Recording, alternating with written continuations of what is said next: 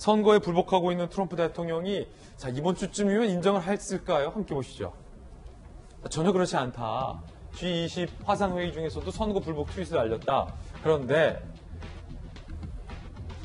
트럼프가 2승 30패다라는 기사가 동아일보에 보도되고 있습니다. 이게 뭐냐면 살펴보시죠. 대선 불복 관련 소송 상황. 펜실베니아에서는 기각, 부재자 투표 집계 제외 기각, 공화당 개표 참관인 밀접 접근 허용은 일부 인용됐다. 그리고요, 애리조나에서는요, 메리코파 카운티 개표 인증 중단 기각, 조지아에서 개표 인증 중단 기각됐다. 현재까지 32건 중에 30건이 패소하거나 취하, 기각됐다.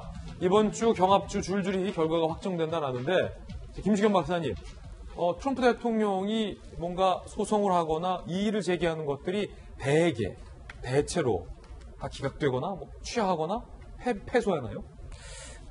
어느 정도 예상된 바긴 한데요. 이제 모든 주가 이제 개표 결과를 공식적으로 인증을 하게 되어 있습니다. 그럼 인증 결과를 12월 8일까지 의회에 보내면 선거인단을 확정하고 이제 12월 14일 날 이제 선거인단이 이제 투표를 해서 대통령을 이제 확정짓게 되는 것인데요. 지금 조지아주 같은 경우에는 이제 경합주로 분류됐던 조지아주 같은 경우에는 재검표도 다 끝났고 개표 결과를 인증을 했습니다. 그리고 앞으로 또 경합주인 뭐 펜실베니아라든가 미시건이라든가 이런 주들이 줄줄이 이제 개표 인증을 하게 예정되어 있습니다. 근데 이제 트럼프 대통령의 어떤 셈법은 이제 12월 18일까지 인증을 못하게 해서 결국 선거인단이 확정이 안 되고 그렇게 되면은 미 하원이 대통령을 선출하게 되어 있으니까 최대한 시간을 끌면 조금 더 승산이 있지 않겠느냐 이런 계산에서 트럼프 대통령이 줄줄이 소송을 했던 것인데 펜실베니아에서도 전혀 그 몇백만 표의 기존의 표를 뒤집을 만한 근거도 갖고 오지 않고 무조건 그냥 투표가 무효라는 식으로 하는 건 받아들일 수 없다고 해서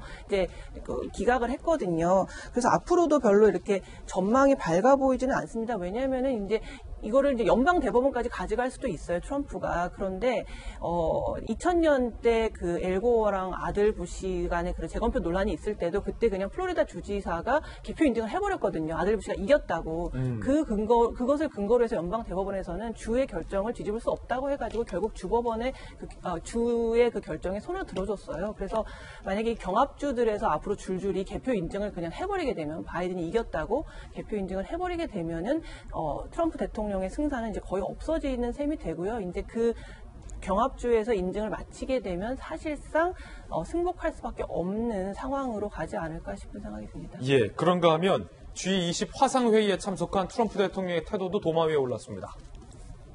네, 김수겸 박사님, 뭐 어떤 행동을 보였길래 도마 위에 올랐습니까? G20 화상 정상회의를 하는 이제 사우디 국왕이 개회사를 했어요. 근데 그 개회사를 하는 도중에 계속 스마트폰만 보고 있었던 거죠. 고개를 숙이고. 예. 그리고 그 개회사를 하는 도중에 트윗이 올라옵니다. 트위터에서 우리는 뭐 이 대선거에 대해서 대사기극을 우리가 보게 될 거다. 보여줄겠다. 이제 자기는 절대 승복할 수 없다. 지금 저 모습이 트윗하는 모습이었군요. 그렇죠. 전혀 집중을 하지 않고 있는 거죠. 그리고 자기 발언 순서가 왔을 때는 지금 뭐 현안들이 굉장히 많잖아요. 뭐 코로나라든가 여러 가지라든가.